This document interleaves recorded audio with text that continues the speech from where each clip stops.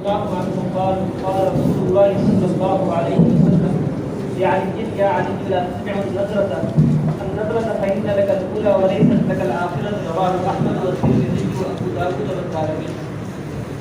بسم الله الرحمن الرحيم. وعن بريدة رضي الله تعالى عنه قال قال رسول الله صلى الله عليه وسلم لعلي يا علي لا تتبع النظرة فإن لك الأولى وليست لك الآخرة. رواه أحمد والترمذي وأبو داود.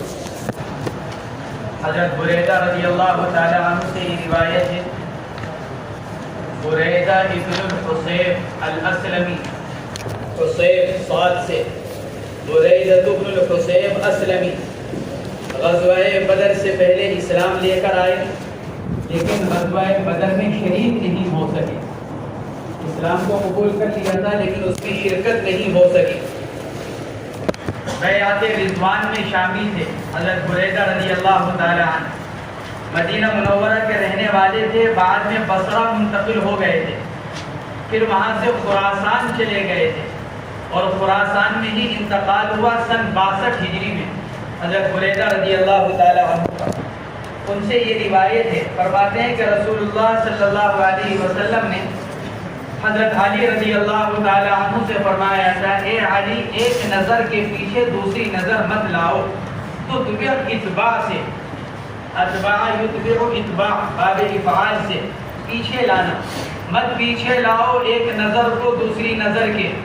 فإن لك الأولى تمہارے لیے پہلی نظر کا تو حق ہے، چونکہ وہ بلا قصد و ارادہ ہوتی ہے. فإن لك الأولى کا مطلب یہ نہیں کہ آدمی قصد و ارادے سے پہلی نظر ڈالے یہ سوچ کر کہ پہلی نظر معاف ہے. پہلی نظر وہ معاف ہے جو بلا قصد و ارادہ ہو، بالقصد و ارادہ پہلی نظر بھی معاف نہیں ہے. فرمایا فإن لك الأولى تمہارے لیے پہلی نظر ہے، یعنی اس پر گرفت نہیں ہے بشرطے کہ بلا قصد کے ہو. ولیست لك الآخرة اور دوسری کا حق تم کو نہیں ہے، یعنی اس پر گرفت ہوگی. گویا کہ پہلی نظر کی گنجائش ہے، دوسری نظر کی گنجائش نہیں ہے. علامہ طیبی رحمۃ اللہ علیہ نے لکھا ہے، حضور اکرم صلی اللہ علیہ وسلم نے دوسری نظر کا نقصان بیان فرمایا. ولیست لک الآخرہ دوسری نظر پر گرفت ہوگی. تو معلوم ہوا کہ جب دوسری نظر آدمی کو نقصان دینے والی ہے تو پہلی نظر آدمی کو نقصان دینے والی نہیں بلکہ فائدہ پہنچانے والی ہے. فائدہ پہنچانے والی کس معنی کے اعتبار سے؟ آدمی کی بلا قصد و ارادہ کسی نامحرم عورت پر نظر پڑی اور اس نے فوراً اپنی نظر کو ہٹایا، یہ سوچ کر کہ نامحرم کو دیکھنا شرعاً جائز نہیں ہے. علماء نے لکھا ہے اس سے آدمی کے دل پر ایک دم زور پڑتا ہے اور اسی زور کی وجہ سے پھر اس کو اجر و ثواب سے نوازا جاتا ہے. بزرگان دین نے لکھا ہے جو آدمی بد نظری سے اپنی حفاظت کرتا ہے، یعنی نظر پڑنے کے بعد پھر فوراً ہٹانے کی فکر کرتا ہے، اللہ تبارک و تعالی اس کو عبادت کی حلاوت مرحمت فرماتے ہیں، جس کو حدیث پاک کے اندر فرمایا گیا ذاق طعم الایمان، اس نے ایمان کا مزہ چکھ لیا.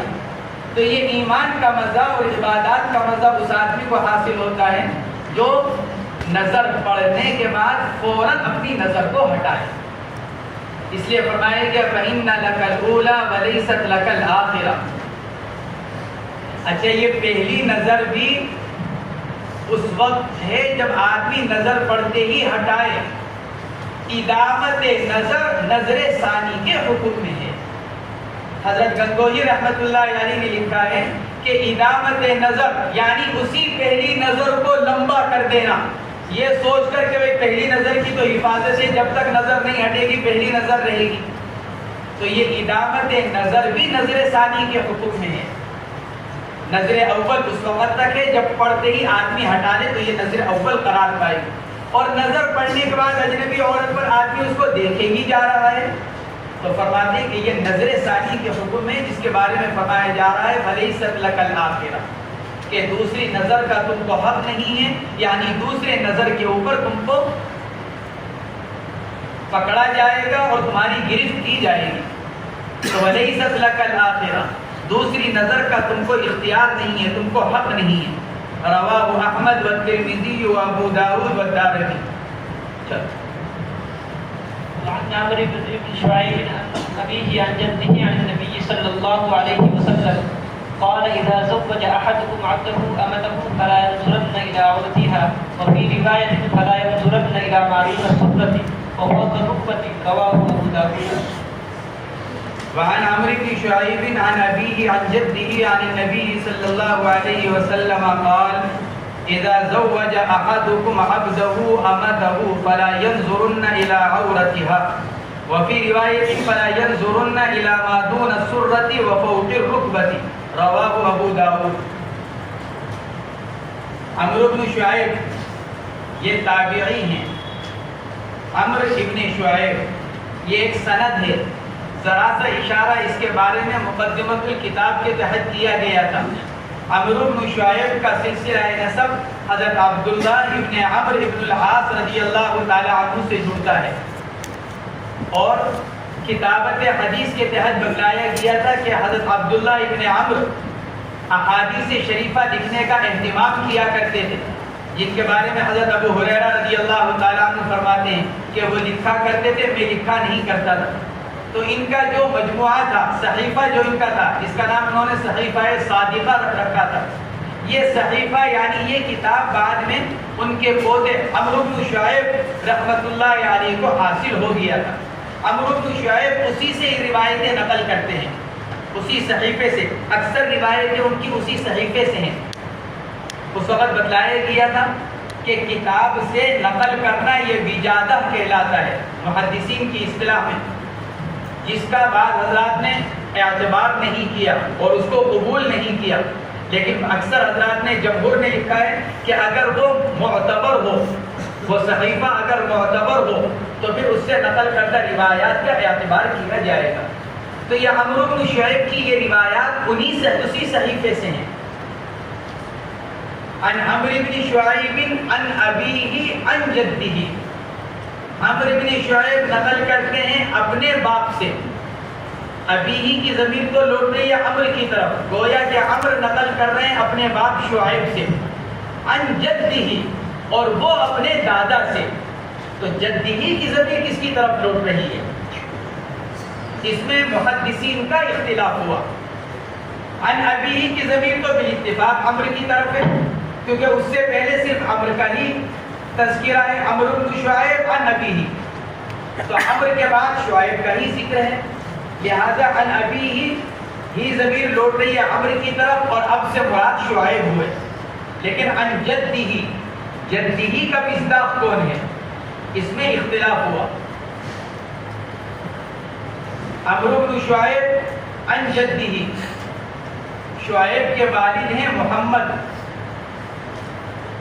پھر محمد کے والد ہیں عبداللہ, اور پھر ان کے والد ہیں عمرو, عبداللہ ابن عمرو بن العاص.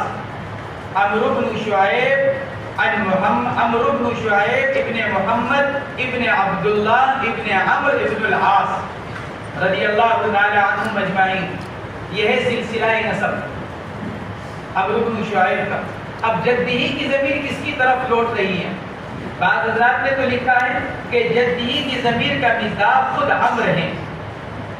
عمرو اپنے باپ سے, اور پھر باپ کے واسطے سے اپنے دادا یعنی محمد سے.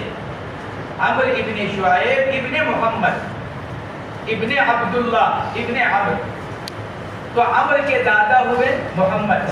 تو بعض حضرات نے لکھا ہے کہ جدہ کی ضمیر لوٹ رہی ہے عمرو کی طرف, اور دادا سے مراد ہے محمد. تو اب محمد عمرو اپنے باپ شعیب سے اور پھر اپنے دادا محمد سے نقل کرتے ہیں, اور وہ حضور اکرم صلی اللہ علیہ وسلم سے نقل کرتے ہیں. اس اعتبار سے محمد جو عمرو کے دادا ہیں, انہوں نے حضور اکرم صلی اللہ علیہ وسلم کا زمانہ نہیں پایا, بعد میں ولادت ہوئی ہے. اس اعتبار سے یہ روایت مرسل قرار پائے گی, کیونکہ ایک ایسا آدمی جس نے اللہ کے نبی کا زمانہ نہ پایا ہو, اور وہ براہ راست ان سے نقل نہ کر سکتا ہو، اور پھر وہ درمیان کے واسطے کو حذف کر کر نبی کریم علیہ السلام سے نقل کرے، اس کو حدیث مرسل کہا جاتا ہے۔ تابعی کا واسطہ یا تابعی صحابی کا واسطہ اگر درمیان میں چھوڑ کر نبی علیہ السلام سے اگر نقل کر رہا ہے تو اس کو حدیث مرسل کہا جاتا ہے۔ تو اس اعتبار سے یہ روایت مرسل قرار پائے گی۔ اسی وجہ سے امام بخاری اور امام مسلم نے عمرو بن شعیب کی روایات کو اپنی صحیح میں نقل نہیں فرمایا۔ نہ امام بخاری نے ان کی کوئی روایت دی، نہ امام مسلم نے ان کی کوئی روایت دی۔ دوسرا قول یہ ہے کہ جدی کی ضمیر لوٹ رہی ہے شعیب کی طرف، عمرو بن شعیب۔ پہلا قول تو جدی کی ضمیر لوٹ رہی ہے عمرو کی طرف، تو دادا سے مراد محمد ہوئے۔ دوسرا قول یہ کہ جدی کی ضمیر لوٹ رہی ہے کس کی طرف؟ شعیب کی طرف۔ تو شعیب کے والد تھے محمد، اور محمد کے والد ہیں عبداللہ، اور عبداللہ کون ہے؟ صحابی۔ گویا کہ شعیب اپنے دادا حضرت عبداللہ ابن عمرو صحابی ان سے نقل کر رہے ہیں، اس اعتبار سے روایت متصل ہوگی، کیونکہ پھر عمرو بن شعیب اپنے دادا سے، اور دادا نبی کریم علیہ السلام سے، اور وہ صحابی ہیں دادا۔ دوسرا قول اس بارے میں یہ ہے عن عمرو بن شعیب عن ابیہ عن جدہ، کہ جدہ کی ضمیر لوٹ رہی ہے شعیب کی طرف، اور جد سے مراد کون ہوں گے؟ عبداللہ ابن عمرو بن العاص رضی اللہ تعالی عنہ۔ بعض حضرات نے لکھا ہے کہ اس صورت میں بھی یہ سند متصل نہیں ہے، اگرچہ شعیب اپنے دادا حضرت عبداللہ سے نقل کر رہے ہیں اور عبداللہ صحابی ہیں، لیکن اس کے باوجود یہ سند متصل نہیں ہے، اور سند کے متصل نہ ہونے کی وجہ یہ ہے کہ شعیب نے اپنے دادا حضرت عبداللہ کا زمانہ نہیں پایا۔ بعض حضرات نے یہ لکھا ہے کہ شعیب نے اپنے دادا حضرت عبداللہ کا زمانہ یعنی ان سے ملے نہیں، اس لیے اس صورت میں بھی یہ سند کیا نہیں ہے؟ متصل نہیں ہے۔ میں نے بتلایا اسی وجہ سے امام بخاری اور امام مسلم نے اس سند سے روایت کو اپنی صحیح کے اندر نقل نہیں فرمایا۔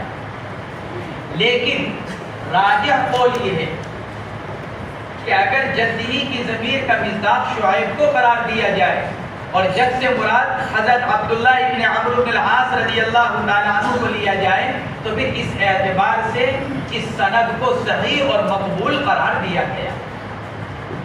اگرچہ امام بخاری رحمۃ اللہ علیہ نے اس سند سے روایت کو نہیں لیا، لیکن فرماتے ہیں رأیت احمد بن حنبل وعلی بن المدینی واسحاق بن راہویہ وعامۃ اصحابنا یحتجون بحدیث عمرو بن شعیب عن ابیہ عن جدہ۔ امام بخاری رحمۃ اللہ علیہ فرماتے ہیں میں نے امام احمد بن حنبل، علی بن مدینی، اسحاق بن راہویہ اور اپنے عام اصحاب یعنی محدثین، میں نے ان سب کو دیکھا کہ وہ عمرو بن شعیب عن ابیہ عن جدہ کی سند کو قبول کرتے ہیں اور اس سے احتجاج کرتے ہیں، بطور حجت کے اس سند کو نقل فرماتے ہیں۔ یہ امام بخاری رحمۃ اللہ علیہ نے لکھا ہے، اور پھر آگے لکھا ہے وَمَنِ النَّاسُ بَعْدَهُمْ۔ ارے بھائی جب اتنے بڑے بڑے لوگ ان کی سند کو قبول کر رہے ہیں تو اب ان کے بعد بچتا کون ہے؟ یعنی اب اگر ان کے علاوہ اگر کوئی ان کی سند کو قبول نہیں کر رہا ہے تو اس کا قبول نہ کرنا وہ کوئی قابل توجہ چیز نہیں۔ وَمَنِ النَّاسُ بَعْدَهُمْ، ارے بھائی یہ تو جبال علم ہے، احمد بن حنبل، علی بن مدینی، اسحاق بن راہویہ، یہ تو جبال علم ہے، لہذا ان لوگوں کے بعد اب اور کون بچتا ہے کہ جن کے قول سے استدلال اور احتجاج کیا جائے۔ یہ امام بخاری رحمۃ اللہ علیہ نے نقل کیا۔ خود امام اوزاعی رحمۃ اللہ علیہ فرماتے ہیں، امام اوزاعی بڑے عالم اور محدث ہیں، وہ عمرو بن شعیب کے بارے میں فرماتے ہیں ما رأیت قرشیا افضل یا اکمل من عمرو بن شعیب۔ میں نے خاندان قریش کا کوئی جوان عمرو بن شعیب سے زیادہ کامل اور بہتر نہیں دیکھا. گویا کہ امام اوزاعی رحمۃ اللہ علیہ بھی ان کی سند کو قبول کرتے ہیں. اس لیے میں نے کہا کہ عام طور سے حضرات محدثین نے ان کی سند کو قبول کیا ہے اور ان کی سند سے بیان کردہ روایات سے احتجاج اور استدلال کیا ہے. تو عن عمرو بن شعیب عن ابیہ، امام ذہبی رحمۃ اللہ علیہ ان کے بارے میں لکھتے ہیں کہ اپنے زمانے کے علماء میں سے تھے. عمرو بن شعیب اپنے زمانے کے علماء میں سے تھے اور فرماتے ہیں یہ بھی کہا گیا کہ محمد یعنی شعیب کے والد عمرو ابن شعیب ابن محمد ابن عبداللہ.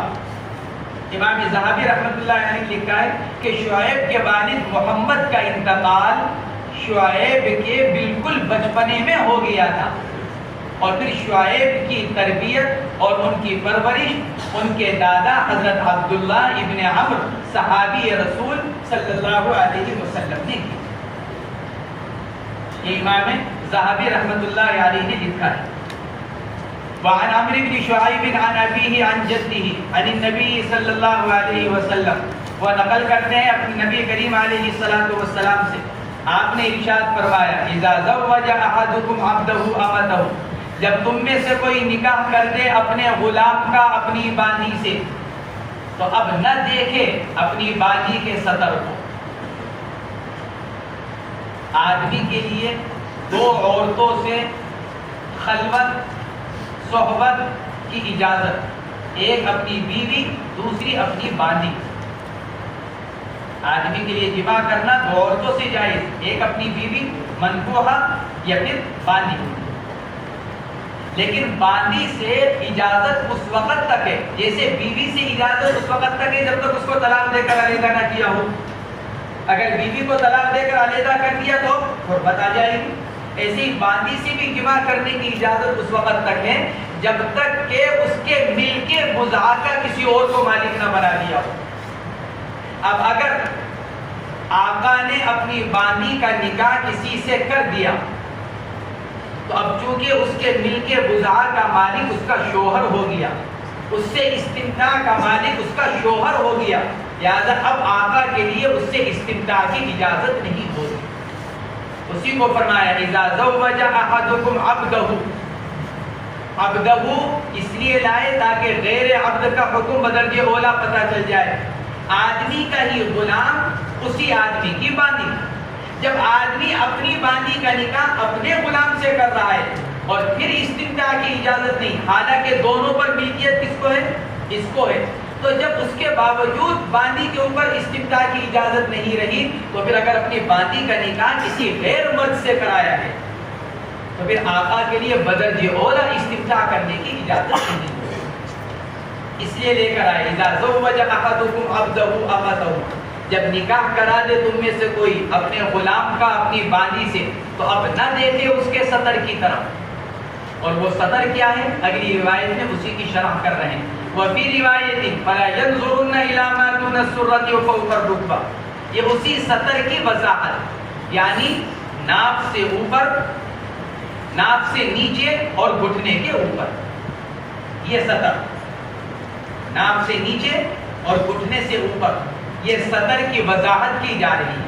حضرت امام شافعی رحمۃ اللہ علیہ باندھی کے حق میں اسی سطر کے قائل ہیں. حنفیہ کہتے ہیں اس کے ساتھ ساتھ پیٹ اور پیٹھ. باندھی کا سطر کیا ہے؟ ناف سے لے کر گھٹنا جو مرد کا ہے، اور اس کے ساتھ ساتھ پیٹ اور پیٹھ. اس روایت سے حضرت امام شافعی رحمۃ اللہ علیہ نے استدلال کیا کہ باندھی کا جو سطر ہے وہ ناف سے گھٹنا.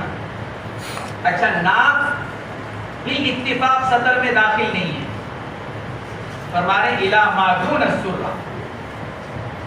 ناف بال اتفاق سطر میں داخل نہیں ہے.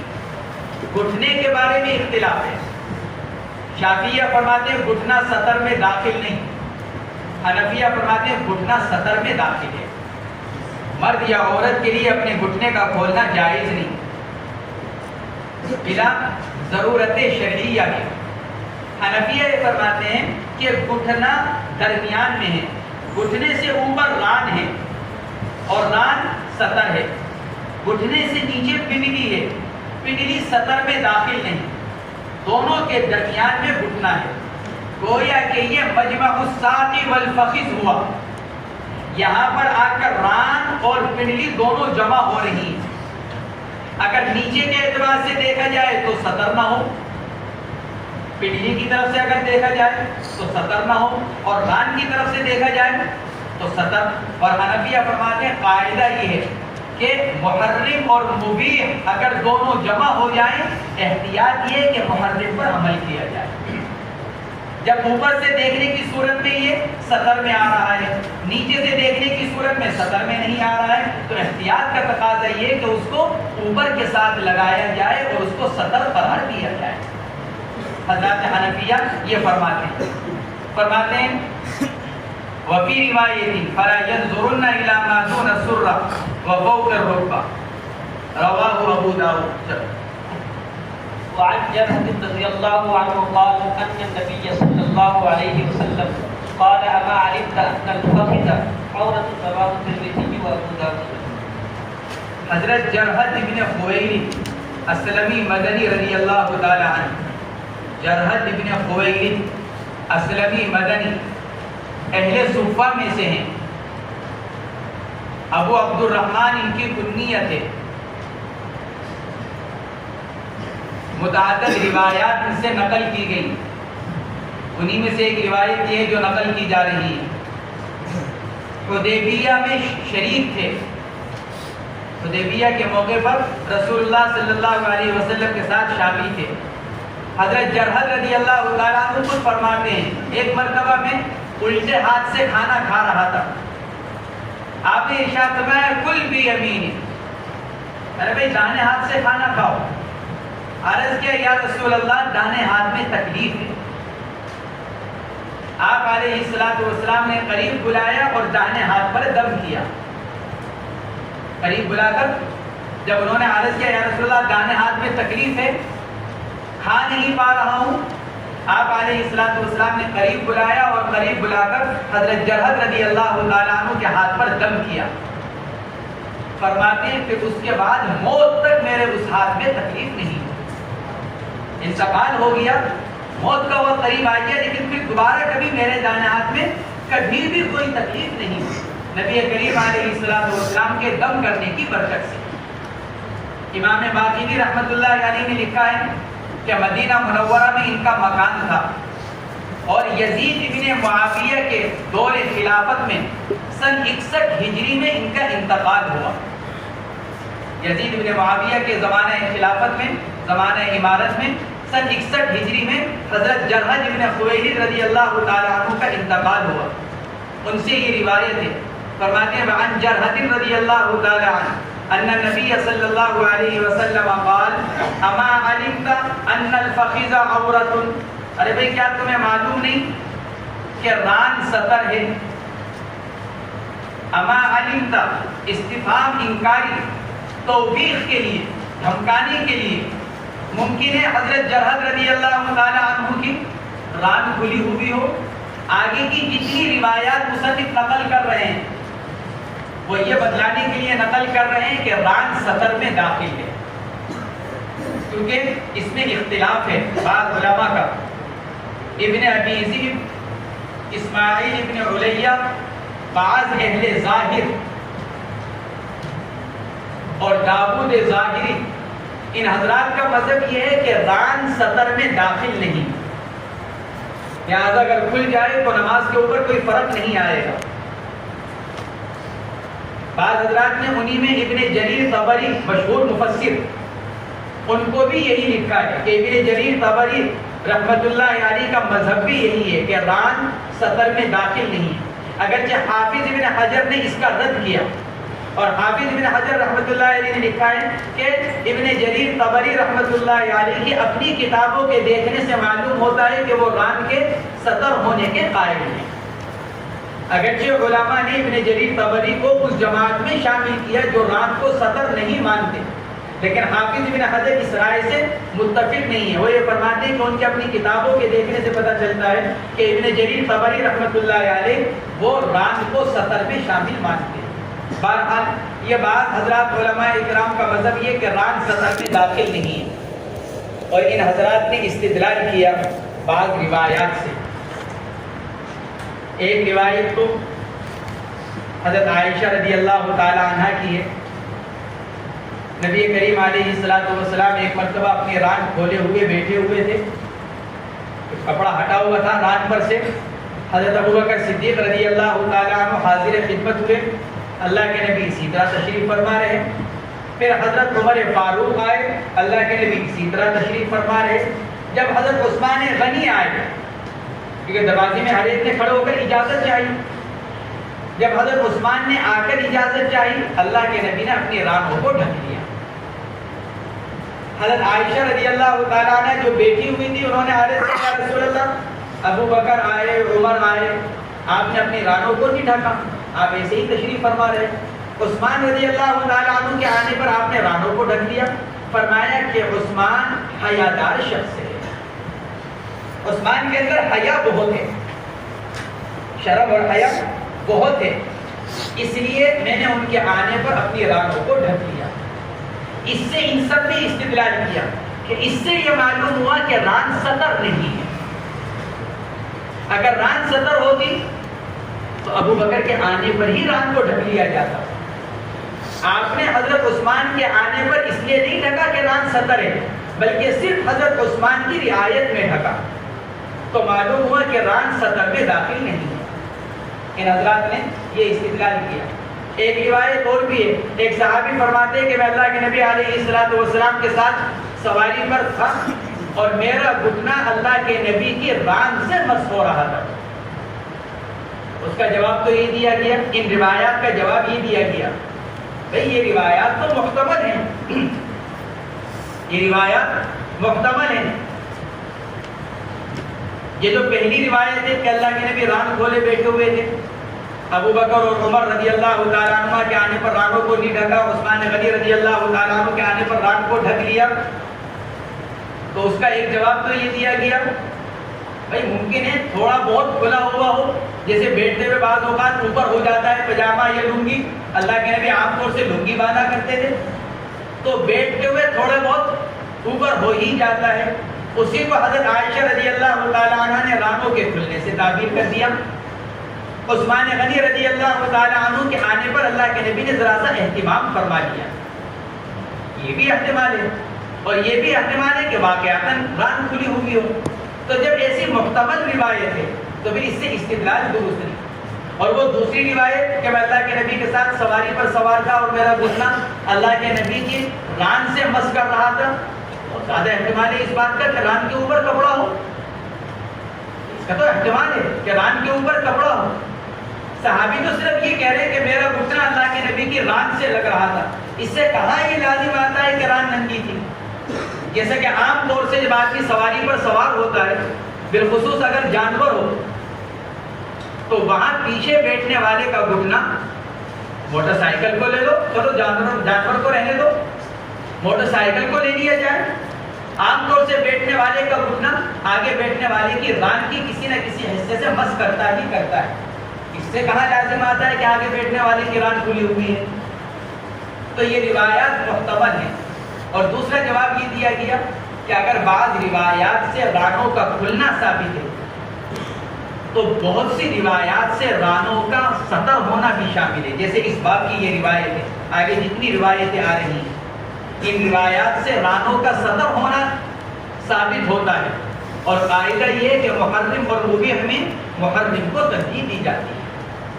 جو روایات حرمت بیان کرنے والی ہیں وہ راجع ہوں گی کس پر؟ ان روایات پر جو اباحت کو بیان کرنے والی ہو، جواز کو بیان کرنے والی. دوسرا جواب ان روایتوں کا یہ دیا گیا.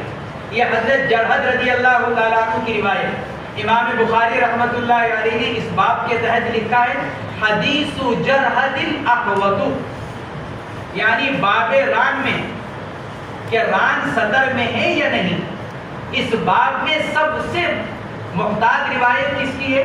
حضرت جرحد رضی اللہ تعالیٰ عنہ. امام بخاری فرماتے ہیں حدیث جرحد الاحوط. اور حدیث جرحد کیا ہے؟ اللہ کے نبی فرما رہے ہیں اما علمت ان الفخذ عورت. استفہام انکاری توبیخی دھمکانے کے لیے. گویا کہ اللہ کے نبی علیہ السلام فرما رہے ہیں ارے بھائی تمہیں اتنی موٹی سی بات معلوم نہیں دین کی؟ ممکن ہے کہ حضرت جرحد کی ران کھلی ہوئی ہو تو اللہ کے نبی ان کو ذرا تنبیہ فرما رہے ہیں ارے بھائی تمہیں اتنا بھی پتہ نہیں دین کی اتنی موٹی بات.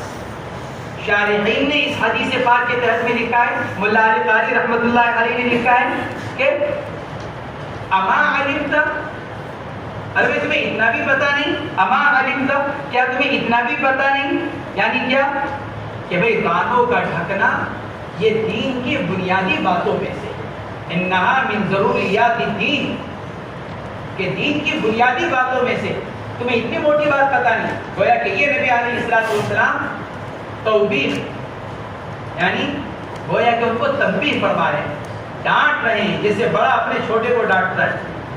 ان الفخذ عورت, کہ ران سطر میں داخل ہے. جمہور علماء کا مذہب یہی ہے. اور ہم نے بتلایا کہ بعض حضرات جیسے ابن ابی ذئب ہیں, اسماعیل ابن علیہ ہیں, بعض ظاہریہ ہیں, داؤد ظاہری ہیں, بعض علماء کے قول کے مطابق ابن جریر طبری ہیں, اور امام مالک کی بھی ایک روایت یہی ہے. امام مالک کا بھی ایک قول یہی ہے, اگرچہ ان کا راجح قول جمہور کے ساتھ ہے کہ ران سطر میں داخل ہے. ان الفخذ عورت رواہ الترمذی و ابو داؤد. وعن علي رضي الله عنه قال أن رسول الله صلى الله عليه وسلم قال له يا علي لا تمسك فخذك ولا تنظر إلى فخذ حي ولا ميت, رواه أبو داود وابن ماجه. حضرت علی رضی اللہ تعالی عنہ کی روایت, علی ابن ابی طالب الہاشمی چوتھے خلیفہ راشد, حضور پاک علیہ السلام کے داماد, علی ابن ابی طالب ابن عبد المطلب ابن ہاشم ابن عبد مناف. بعض حضرات نے ان کے بارے میں لکھا ہے سب سے پہلے ایمان لانے والے حضرت علی رضی اللہ تعالی عنہ کے بارے میں, اول الناس اسلاما, کہ سب سے پہلے اسلام لانے والے. لیکن دوسرا قول حضرت ابوبکر صدیق رضی اللہ تعالی عنہ کے بارے میں, تیسرا قول حضرت خدیجہ رضی اللہ تعالی عنہ کے بارے میں سب سے پہلے ایمان لانے والی. علماء نے ان تینوں قولوں میں تطبیق دیتے ہوئے ارشاد فرمایا عورتوں میں سب سے پہلے ایمان لانے والی حضرت خدیجہ, بالغین میں سب سے پہلے ایمان لانے والے حضرت ابوبکر صدیق, اور بچوں میں سب سے پہلے ایمان لانے والے حضرت علی رضی اللہ تعالی عنہ. یہ ان تینوں مختلف اقوال میں تطبیق دی گئی. اللہ کے نبی علیہ السلام کی بعثت سے 10 سال پہلے پیدا ہوئے. گویا کہ جب نبی علیہ السلام کو نبوت ملی تو ان کی عمر تقریباً 10 سال تھی, تو بچے ہوئے کیونکہ بالکل ابتدائی مسلمانوں میں سے ہیں, تو 2-4 مہینے کے بعد ہی اسلام قبول کیا ہوگا, تو 10-11 سال کی عمر ہوگی. اسی لیے علماء نے لکھا ہے بچوں میں سب سے پہلے ایمان لانے والے حضرت علی رضی اللہ تعالی عنہ. حضور پاک علیہ السلام کی گود میں پرورش پائی ہے حضرت علی رضی اللہ تعالی عنہ نے. عام طور سے اللہ کے نبی علیہ السلام سفر میں, غزوات میں جھنڈا انہی کے ہاتھ میں دیا کرتے تھے, حضرت علی رضی اللہ تعالی عنہ کے ہاتھ میں.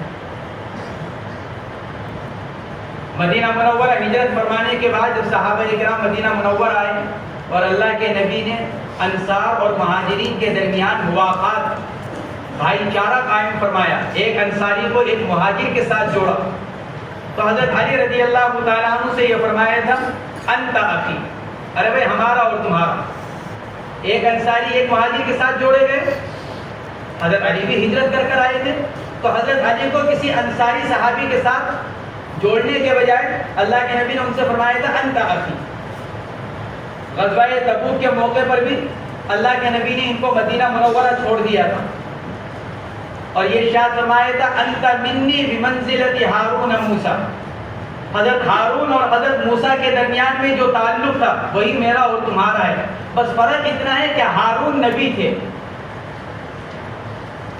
ہارون کا جو حضرت موسیٰ سے تعلق تھا وہی تمہارا مجھ سے ہے, بس فرق کیا ہے ہارون نبی تھے اور میرے بعد کوئی نبی نہیں ہے، یہ ارشاد فرمایا۔ گویا کہ حضرت علی رضی اللہ تعالی عنہ سے اللہ کے نبی علیہ السلام کو خصوصی تعلق تھا۔ ایک سفر کے دوران جھنڈا دیے جانے کے بارے میں جب بات آئی تو اللہ کے نبی علیہ السلام نے ارشاد فرمایا کہ آئندہ کل میں اس آدمی کو جھنڈا دوں گا جو اللہ اور اللہ کے رسول سے محبت رکھتا ہے اور اللہ اور اللہ کے رسول اس سے محبت کرتے ہیں۔ آئندہ کل جھنڈا کس کو دیا جائے گا؟ جو اللہ اور اللہ کے رسول سے محبت کرتا ہے اور اللہ اور اللہ کے رسول اس سے محبت کرتے ہیں۔ حضرت عمر فاروق رضی اللہ تعالیٰ عنہ فرماتے ہیں کبھی عمارت کا شوق نہیں ہوا لیکن اس دن پیدا ہوا، کیونکہ اللہ کے نبی ایک شہادت دے رہے ہیں، گواہی دے رہے ہیں اس بات کی کہ اللہ اور اللہ کے رسول اس سے محبت کرتے ہیں اور وہ ان سے محبت کرتا ہے۔ کتنی بڑی گواہی، نبی گواہی دے رہے ہیں، اور نبی کی یہ گواہی بذریعہ وحی ہو سکتی ہے، اپنے طور پر نہیں۔ حضرت عمر فاروق رضی اللہ تعالیٰ عنہ فرماتے ہیں کہ اس دن جی چاہا کہ جھنڈا کس کو مل جائے؟ کہ مجھے مل جائے، یعنی امیر سفر۔ آپ نے جب صبح ہوئی تو ارشاد فرمایا آئین علی، ارے بھائی علی کہاں ہیں؟ لوگوں نے عرض کیا کہ حضرت ان کی تو آنکھوں میں تکلیف ہے، خیمے میں ہیں، باہر تشریف نہیں لائے، حاضر نہیں ہوئے۔ آپ نے ان کو بلایا، بلا کر آپ نے ان کی آنکھوں میں تھوکا، دم کیا، اور پھر آپ نے جھنڈا حضرت علی رضی اللہ تعالیٰ عنہ کے ہاتھ میں دیا۔ یہ حضرت علی رضی اللہ تعالیٰ عنہ حضرت عثمان غنی رضی اللہ تعالیٰ عنہ کی شہادت کے بعد خلیفہ بنائے گئے۔ تقریباً 5.25 سال کا عرصہ ہے ان کے دور خلافت کا، 5.25 سال، لیکن بس وہ سارا کا سارا وقت گزر گیا اسی میں، مختلف واقعات کے اندر، جنگ جمل، جنگ صفین، خوارج کے ساتھ قتل کا واقعہ۔ حضرت عثمان غنی رضی اللہ تعالیٰ عنہ کی شہادت کے بعد جب حضرت علی رضی اللہ تعالیٰ عنہ خلیفہ بنائے گئے تو صحابہ میں تھوڑا اختلاف ہوا، کس بات کو لے کر؟ عثمان غنی رضی اللہ تعالیٰ عنہ کے قصاص کے مسئلے کو لے کر۔ حضرت عائشہ، حضرت طلحہ، حضرت زبیر، تینوں بڑے صحابہ ہیں، حضرت عائشہ، حضرت طلحہ، حضرت زبیر۔ سب سے پہلے تو ان کو ہوا کہ بھئی عثمان رضی اللہ تعالیٰ عنہ کا قصاص لیا جائے، ان کا بدلہ لیا جائے۔ امیر المومنین اس طرح شہید کر دیے گئے، یہ معاملہ ان کے ساتھ پیش آیا، لہذا کیا کیا جائے؟ قصاص لیا جائے۔ حضرت علی رضی اللہ تعالیٰ عنہ کی رائے یہ تھی رک کر لیا جائے، ابھی چونکہ ایک انتشار سا ہے، بھائی امیر قتل کیے گئے، امیر شہید کیے گئے ہیں، تو ایک انتشار ہے، صحیح معلوم بھی نہیں کہ کس نے کیا، کون کون اس واقعے کے اندر ملوث ہے، لہذا پہلے تحقیقات کی جائے، پھر جو مجرم ثابت ہو اس سے قصاص لیا جائے۔ یہ حضرت علی رضی اللہ تعالیٰ عنہ کی رائے تھی، لیکن اماں جان حضرت عائشہ، حضرت زبیر، حضرت طلحہ وہ اس بات پر تھے کہ پہلے میں قصاص لیا جائے۔ چنانچہ اس کا نتیجہ جنگ کی صورت میں نکلا، ادھر حضرت علی رضی اللہ تعالی عنہ کا لشکر آ گیا، ادھر حضرت عائشہ، دوسری طرف حضرت عائشہ، حضرت طلحہ، حضرت زبیر، یہ لشکر کے کمانڈر، یہ لشکر کے ذمہ دار دوسری طرف کے۔ تو یہ واقعہ پیش آیا سن 36 ہجری میں، یعنی حضرت علی رضی اللہ تعالیٰ عنہ کے خلیفہ بنتے ہی بس کچھ ہی مہینوں کے بعد، اور یہ واقعہ ہوا اگلے سال، پھر یہی واقعہ کھڑا ہوا، اور وہ واقعہ لے کر کھڑے ہونے والے اب کہتے ہیں حضرت معاویہ رضی اللہ تعالیٰ عنہ، اور اس کی وجہ یہ تھی کہ حضرت معاویہ حضرت عمر فاروق کے زمانے سے امیر چلے آ رہے تھے اپنے علاقے میں، حضرت عمر نے ان کو امیر بنا کر بھیجا تھا ایک علاقے کا، حضرت عثمان نے ان کو ان کی عمارت پر برقرار رکھا، تو ان کو بھی خیال ہوا کہ بھئی امیر المومنین شہید کر دیے گئے تو کچھ نہ کچھ تو ہو، تو حضرت معاویہ رضی اللہ تعالیٰ عنہ اس معاملے کو لے کر کھڑے ہوئے، وہ معاملہ جا کر پورا ہوا جنگ صفین کے اوپر. وہاں بھی صرف یہی مسئلہ تھا. حضرت معاویہ کی رائے یہ تھی کہ پہلے لے لیا جائے، جتنا وقت گزرے گا اتنا لوگوں کے اندر جرأت بڑھتی چلی جائے گی، اور جو مجرم ہیں وہ یہ سمجھیں گے کہ اتنے بڑے واقعے کے بعد جب ہمارا کچھ نہیں ہوا تو اب اگر ہم چھوٹا موٹا کوئی جرم کریں گے تو کوئی بھی کچھ کہنے والا نہیں، لہذا قصاص لیا جائے. حضرت معاویہ رضی اللہ تعالی عنہ کی روایت ہے،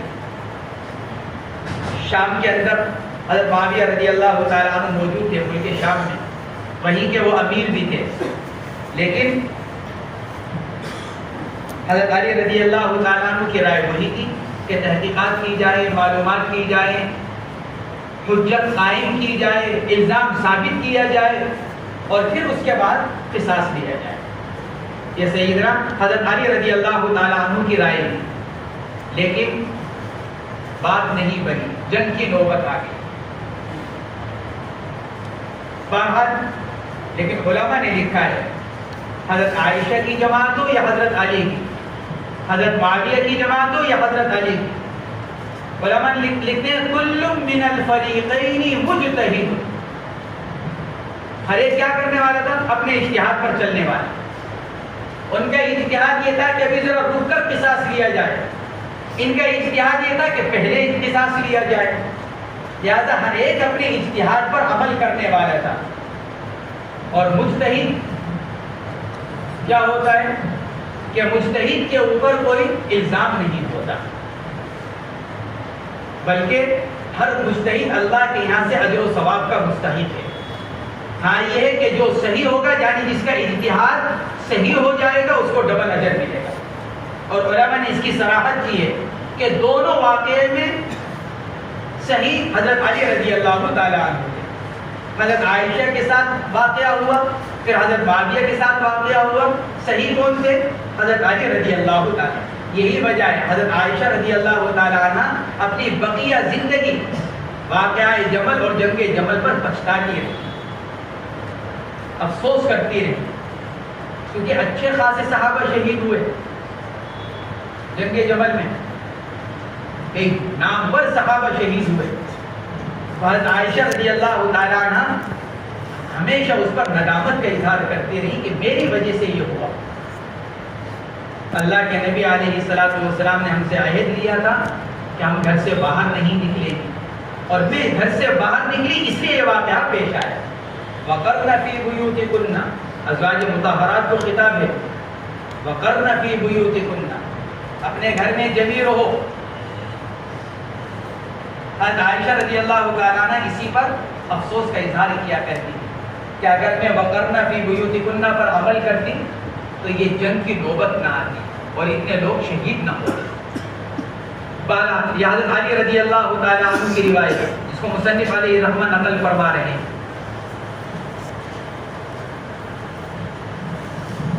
سن 40 ہجری میں 17 رمضان المبارک کی رات میں انتقال ہوا حضرت علی رضی اللہ تعالی عنہ کا. سن 40 ہجری 17 رمضان المبارک کی رات، تقریباً پونے 6 سال اس کا دور خلافت رہا. واقعہ جمل سن 36 ہجری میں ہوا اور واقعہ صفین سن 37 ہجری میں ہوا. اور پھر خوارج کے ساتھ جو معاملہ ہوا جو مشہور ہے وہ 38 میں ہوا. گویا کہ خلافت کے بعد مسلسل 3 سال حضرت علی رضی اللہ تعالیٰ عنہ انہی معاملات میں الجھے رہے.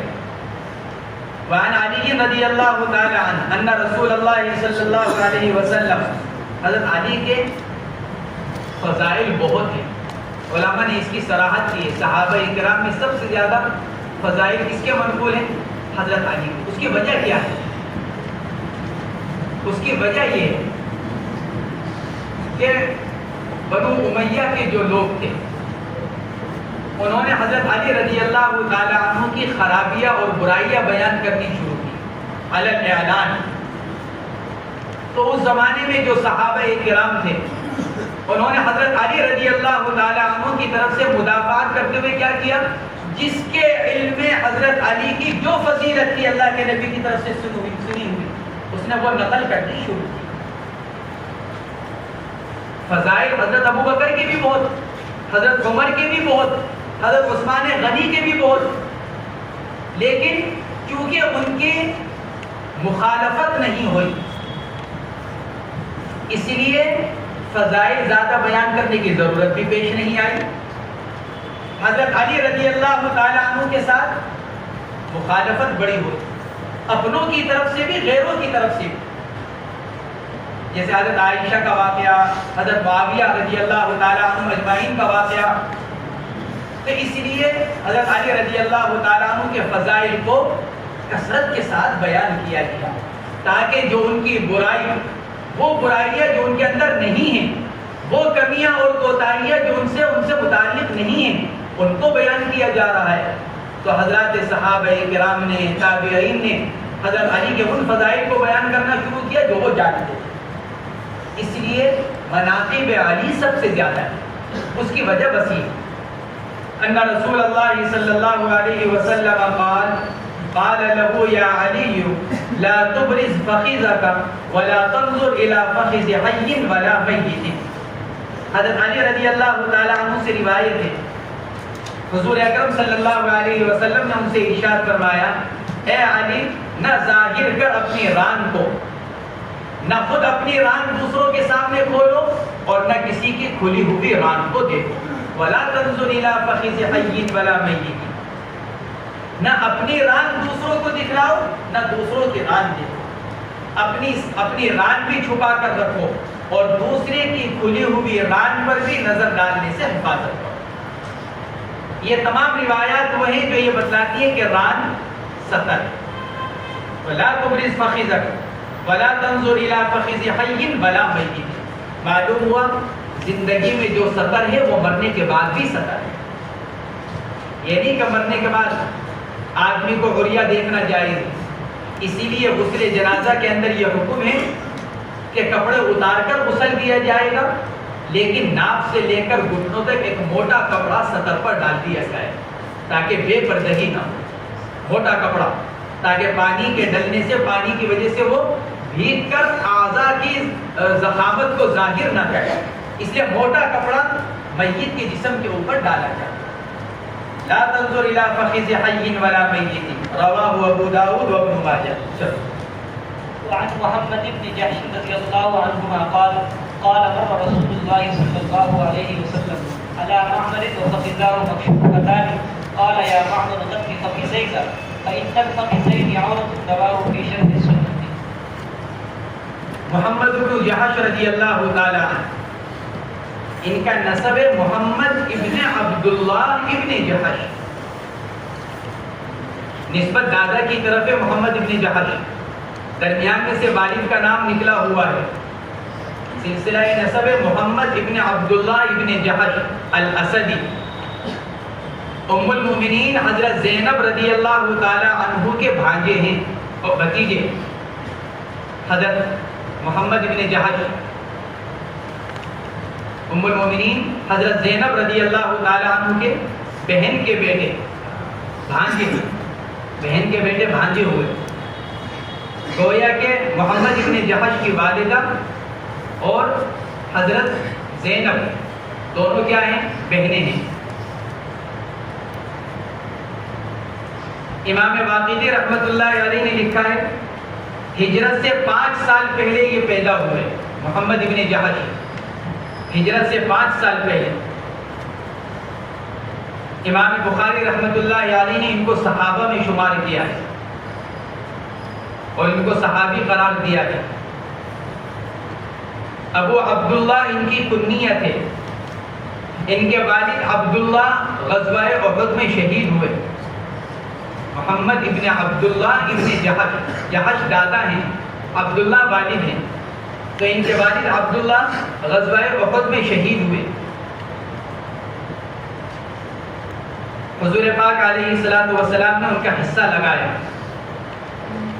مال غنیمت جو ملا تو حضرت عبداللہ کا اللہ کے نبی نے حصہ لگایا، اور پھر خیبر میں ان کے لیے جگہ خریدی ان پیسوں سے اور ان کے بیٹوں کو دی، محمد ابن جحش۔ سعید بن المسیب رحمت اللہ علیہ فرماتے ہیں کہ حضرت عمر فاروق رضی اللہ تعالی عنہ نے بدر میں شہید ہونے والوں کی اولاد کے لیے جب وظیفہ جاری کیا تو اس میں محمد ابن عبداللہ ابن جحش رضی اللہ تعالی عنہ کو بھی رکھا۔ غزوہ بدر میں شہید ہونے والوں کی اولاد کے لیے حضرت عمر فاروق رضی اللہ تعالی عنہ نے جب وظیفہ جاری فرمایا تو اس میں محمد ابن عبداللہ ابن جحش رضی اللہ تعالی عنہ کا بھی حصہ لگایا۔ تو یہ روایت ان سے ہے، محمد ابن جحش اے محمد ابن عبداللہ ابن جحش رضی اللہ تعالی عنہ فرماتے ہیں مر رسول اللہ صلی اللہ علیہ وسلم علی معمر، معمر بھی صحابی ہے۔ محمد ابن جحش کہتے ہیں کہ اللہ کے نبی علیہ السلام حضرت معمر کے پاس سے گزرے۔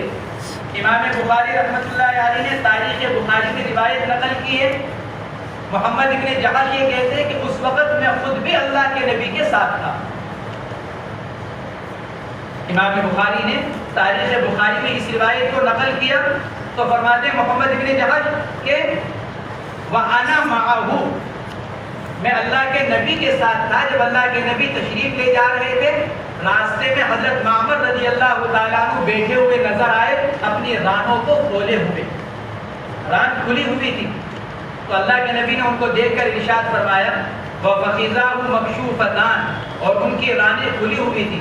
آپ نے ارشاد فرمایا یا معمر غطِ فخذیک، معمر اپنی رانوں کو ڈھانپو، رانوں پر کپڑا ڈالو۔ فَإِنَّ الْفَخِذَيْنِ عَوْرَةٌ، فخذین تثنیہ کا صیغہ، امام بخاری نے تاریخ بخاری میں جو روایت نقل کی ہے اس میں مفرد کا صیغہ فَإِنَّ الْفَخِذَ عَوْرَةٌ، فخذین تثنیہ کے بجائے فخذہ مفرد کا صیغہ فَإِنَّ الْفَخِذَ عَوْرَةٌ۔ آپ نے ارشاد فرمایا اس لیے کہ رانیں سطر ہیں۔ یہ ان تمام روایتوں سے مصنف علیہ رحمہ نے یہ ثابت فرمایا کہ جمہور علماء کا جو مذہب ہے وہی صحیح ہے کہ رانیں سطر میں داخل ہیں۔ حضرت امام مالک کی راجح روایت بھی یہی ہے کہ رانیں سطر میں داخل ہیں۔ وعن ابن عمر رضی اللہ عنہما عن ابن عمر رضی اللہ عنہما قال قال رسول اللہ صلی اللہ علیہ وسلم إياكم والتعري فإن معكم من لا يفارقكم إلا عند الغاية وحين يفضي الرجل إلى أهله فاستحيوهم وكرموهم رواه الترمذي۔ حضرت عبداللہ ابن عمر رضی اللہ تعالی عنہما کی روایت، ان کے بارے میں ماں قبل میں گزر چکا ہے، فرماتے ہیں قال رسول اللہ صلی اللہ علیہ وسلم ایاکم والتعری، اپنے آپ کو ننگا ہونے سے بچاؤ، عریاں بالکل ننگا ہو جائے آدمی، آپ نے ارشاد فرمایا اپنے آپ کو ننگا ہونے سے بچاؤ، ننگے مت ہو، کیوں؟ فَإِنَّ مَعَكُمْ مَن لَّا يُفَارِقُكُمْ، تمہارے ساتھ بعض لوگ ایسے ہیں جو تم سے کبھی جدا نہیں ہوتے، مراد اس سے فرشتے ہیں، حفاظت کرنے والے فرشتے، اعمال لکھنے والے فرشتے۔ بعض فرشتے وہ ہیں جن کو اللہ رب العزت نے حفاظت کے لیے مامور کر رکھا ہے، بعض فرشتے وہ ہیں جن کو اللہ رب العزت نے اعمال لکھنے کے لیے مامور کر رکھا ہے، اچھے عمل یا برے عمل، وہی مراد ہے فَإِنَّ مَعَكُمْ مَن لَّا يُفَارِقُكُمْ، تمہارے ساتھ بعض وہ لوگ ہیں جو تم سے کبھی جدا نہیں ہوتے، لہذا إِلَّا عِنْدَ الْغَائِبِ وَحِينَ يُفْضِي الرَّجُلُ إِلَىٰ أَهْلِهِ، ہاں ضرورت کے وقت جب آدمی ننگا ہوتا ہے تو وہ الگ ہو جاتے ہیں، جب آدمی بیت الخلا جاتا ہے پیشاب پخانے کے تقاضے پر تو جو محافظ فرشتے ہیں، اعمال لکھنے والے فرشتے ہیں، وہ کیا کرتے ہیں؟ وہ دروازے پر ہی رک جاتے ہیں، کیونکہ ان کو معلوم ہے آدمی اندر جا کر اپنا سطر کھولے گا، اس لیے فرشتے باہر رک جاتے ہیں۔ ایسے ہی جب آدمی اپنی بیوی کے ساتھ مشغول ہوتا ہے تو سطر کھولنا پڑتا ہے، تو اس وقت بھی وہ فرشتے الگ ہو جاتے ہیں۔ فرما رہے ہیں إِلَّا عِنْدَ الْغَائِبِ وَحِينَ يُفْضِي الرَّجُلُ إِلَىٰ أَهْلِهِ، گویا کہ ضرورت کے موقع پر جب سطر کھولا جاتا ہے تو فرشتے علیحدہ ہو جاتے ہیں، اس لیے آدمی کو بلا ضرورت شرعیہ اور طبعیہ آدمی کو سطر کھولنے سے احتیاط کرنی چاہیے، جلوت میں نہیں، خلوت میں۔ اسی لیے فقہاء نے لکھا ہے تنہائی میں بھی آدمی کا ننگا ہونا بغیر ضرورت کے مکروہ ہے، آدمی تنہائی میں بالکل ننگا ہو جائے یہ تنہائی میں بھی مکروہ ہے. کہ کیوں؟ کیونکہ فرشتے ساتھ لگے ہوئے. ہاں ضرورت کے اوقات مستثنا ہے. اسی کو فرما رہے ہیں الا عند الغائط وحین یفضی الرجل الی اہلہ. تو بلا ضرورت تنہائی میں بھی کشف عورت جائز نہیں. حضرات محدثین اور فقہاء نے اس کی صراحت کی کہ بلا ضرورت تنہائی میں بھی کشف عورت اور کشف صدر جائز نہیں. فاستحیوہم، ان سے شرم کرو، ان سے حیا کرو. فرشتے نورانی مخلوق ہیں، لہذا اللہ نے ان کے اندر شرم و حیا کا مادہ رکھا ہے. یہی تو وجہ ہے کہ وہ باہر رک جاتے ہیں. اب اس کا مطلب یہ نہیں ہوا کہ آپ یہ سوچو کہ بیت الخلاء میں فرشتے نہیں ہوتے لہٰذا جتنے کتنے گناہ کرنے ہو بخانے میں جا کر لیے جائیں، کوئی لکھنے والا موجود نہیں. یہ مطلب نہیں اس کا کہ آدمی بیت الخلاء میں جا کر گناہوں پر گناہ کرے، ایسے کام کرے کہ جو اللہ کو ناراض کرنے والے ہیں اور ناراضگی کے اسباب میں سے ہیں. یہ مطلب نہیں. اس لیے کہ فرشتوں کو تو یہ تو معلوم ہے کہ آدمی اندر کیا کر کر آ رہا ہے. اللہ نے ان کو اتنا تو علم دے رکھا ہے، اس لیے وہ لکھتے ہیں. اس لیے بیت الخلاء میں جانے کے بعد بھی آدمی بقدر ضرورت وقت لگائے اور واپس آئے. اوقات سب سے قیمتی چیز ہے. آدمی کا وقت سب سے قیمتی چیز ہے. حضرت مولانا مفتی شفیع صاحب نور اللہ مرقدہ نے لکھا ہے کہ الحمدللہ میں اپنا کوئی وقت ضائع نہیں کرتا. یا تو اپنی دنیاوی ضرورت پوری کرتا ہوں یا اپنے آپ کو علم کے اندر مشغول رکھتا ہوں، مطالعے میں، لکھنے میں. بس ایک وقت ایسا ہے کہ اس میں کوئی کام نہیں کر پاتا، کوئی علمی کام، کوئی دینی کام. کون سا وقت؟ پیشاب پخانے کے کرنے کا. فرماتے ہیں کہ اس کا حل میں نے یہ نکال رکھا ہے کہ جتنی دیر میں بیت الخلاء میں بیٹھتا ہوں تو اس کا جو لوٹا ہوتا ہے اس کو بیٹھے بیٹھے مانجتا رہتا ہوں. اس لیے کہ تم دیکھو گے سب سے زیادہ گندا کیا چیز رہتا ہے؟ لوٹا رہتا ہے. کیونکہ کوئی اس کو صاف کرنے کی اپنی ذمہ داری نہیں سمجھتا.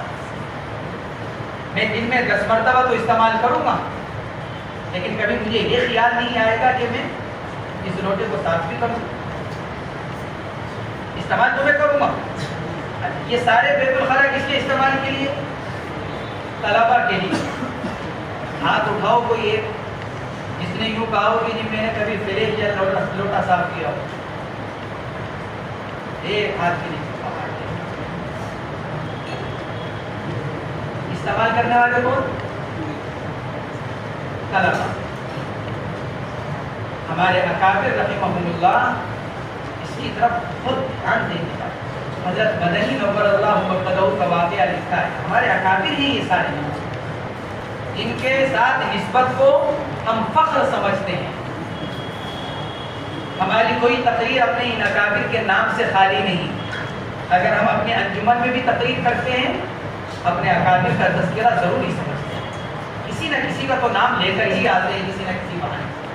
حضرت مدنی نور اللہ مرقدہ کے حالات میں لکھا ہے ٹرین میں سفر کر رہے ہیں، ٹرین میں سفر کر رہے ہیں.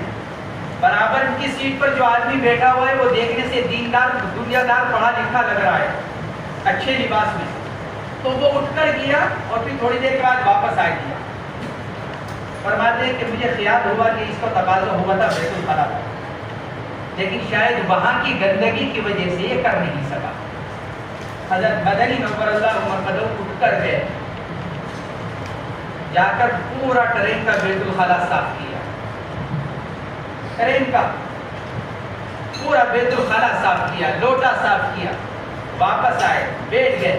پھر ان صاحب سے فرمایا میں ہو کر آیا ہوں، اب صاف ستھرا ہے، آپ جا سکتے ہیں. یوں نہیں کہا میں صاف کر کر آیا ہوں. یہ نہیں فرما رہے کہ آپ چلے جائیے میں آپ کے لیے صاف کر کر آ گیا اس کو.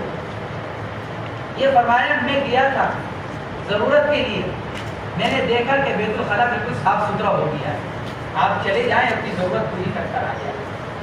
وہ نہیں ہمارے خیال حضرت مدنی نور اللہ مرقدہ. اور کون سا بیت الخلاء صاف کر رہے ہیں؟ ٹرین کا. معلوم نہیں ایک مرتبہ اس ٹرین میں بیٹھنے کے بعد, اس ڈبے میں بیٹھنے کے بعد دوبارہ کبھی زندگی میں بیٹھنے بھی ہوں گے کہ نہیں. ہمارا تو یہ بیت الخلاء ہمارے پورے سال کا ہے, ہم روزانہ اپنی ضرورت پوری کرنے کے لیے جاتے ہیں. کبھی ہم کو یہ خیال نہیں ہوا چلو یہاں کا چھوڑو, کیا کبھی ہم نے کبھی اپنے گھر کا کیا؟ چلو مدرسے کا بھی چھوڑو, کبھی ہم نے اپنے گھر کا بیت الخلاء صاف کیا؟ کھڑے کبھی ہم نے بیٹھ کر کبھی اس کے لوٹے کو مانجا, کبھی صاف کیا؟ علم دین حاصل کر رہے ہیں. ہم سے زیادہ کہیں بہتر ان معاملات میں اسکول کالج کے طلبا, صفائی ستھرائی کے معاملات, مدرسوں کے طلبا صفائی ستھرائی کے معاملات میں اگر اس کو نمبر دیا جائے تو 10 میں سے بس 1 نکالنا پڑے گا. ہاں 10 میں سے 1. اسکول میں اگر آپ دیکھو گے, اسکول میں جو ماہانہ امتحان ہوتا ہے یا 2 ماہی 6 ماہی امتحان ہوتا ہے, ان نمبرات کے اندر ایک چیز اور ایڈ کی جاتی ہے, کیا؟ صفائی ستھرائی. اس کے بھی نمبر دیے جاتے ہیں, 10 میں سے 10 ہے کہ 9 ہے کہ 8 ہے کہ 7 ہے کہ 6 ہے, اس کے بھی نمبر ان کے جوڑے جاتے ہیں. اس لیے عام طور سے ان کے اندر کیا رہتا ہے؟ صفائی. اور ہمارے علم دین حاصل کرنے والے طلبا سب سے گندے, کمرے بھی گندے. ایک طرف ہم حدیث پڑھ رہے ہیں, الطہور شطر الایمان, ہم حدیث پڑھتے ہیں, فقہ کے مسائل پڑھتے ہیں اول دن سے. ہمارا فقہی کتاب کا افتتاحی کس سے ہوتا ہے؟ کتاب الطہارت. مالا بدھ من سے پڑھتے چلے آ رہے ہیں کتاب الطہارت, طہارت کے مسائل. طہارت نظافت, لیکن سب سے زیادہ کمزوری کیوں؟ کیونکہ ہم نے علم کو صرف علم سمجھ رکھا ہے, علم پر عمل کو ضروری نہیں سمجھا. عمل بھی تو کرنا ہے, صرف پڑھنا تھوڑی ہے. علم پر عمل بھی تو ہو. میں اپنے آپ کو بھی کہہ رہا ہوں, سب سے پہلا مخاطب میں خود ہوں. علم پر عمل بھی تو ہو. اب ہم سوچیں, کیا ہم نے کبھی اس کے بارے میں سوچا؟ اگر ہر طالب علم کمرے میں اپنی سیٹ کو صاف کر لے, کمرہ خود بخود صاف ہو جائے. کمرے میں 10 لڑکے ہیں, 16 لڑکے ہیں, 14 لڑکے ہیں, روزانہ کی 2 کی ڈیوٹی لگا دی جائے, اپنے آپس میں طے کر لیں. 14 لڑکے ہیں, ہفتے میں 7 دن ہیں, بار کا دن ان کا, اتوار کا ان کا, پیر کا ان کا, منگل بدھ جمعرات جمعہ, پورا ہفتہ ہو گیا. کمرہ صاف, سلیقے سے قرینے سے ساری چیزیں لگی ہوئی. دیکھو جتنی زیادہ گندگی ہوتی ہے شیطان اتنا زیادہ آتا ہے. فرشتوں کو صفائی پسند ہے, شیطان کو گندگی پسند ہے. تم لوگ علم دین حاصل کر رہے ہو, علم نور ہے, اس لیے اپنے پاس نورانی مخلوق کو بلاؤ, شیطانی مخلوق کو نہیں. صفائی ستھرائی رکھو گے فرشتے آئیں گے. فرشتے نورانی مخلوق ہیں, جتنی نورانی مخلوق آئے گی اتنا تم کو نور ملے گا, اور جتنا گندگی کو ساتھ اپنے آپ کو رکھو گے اتنا شیطان آئے گا, اور جب شیطان آئے گا تو نور کیسے حاصل ہوگا؟ یہ صرف کہنے سننے کی باتیں نہیں ہیں, یہ عملی باتیں ہیں. میں نے اسی لیے کہا تھا کہ حضرت تھانوی نور اللہ برکتہ کے آداب المعاشرت پڑھو. حضرت تھانوی نے ہم سب کے لیے لکھ رکھا ہے آداب المعاشرت.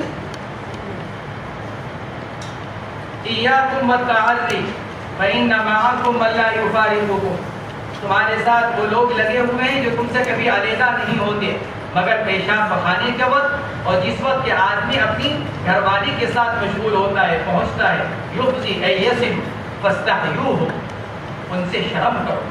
وَأَكْرِمُوهُمْ, ان کا احترام کرو. ان کا احترام یہی ہے کہ آدمی جلوت میں اور خلوت میں بلا ضرورت شرعیہ اور طبعیہ اپنے آپ کو ننگا نہ کرے. ان کا احترام یہی ہے. اسی لیے فرما رہے ہیں فاستحیوہم واکرموہم.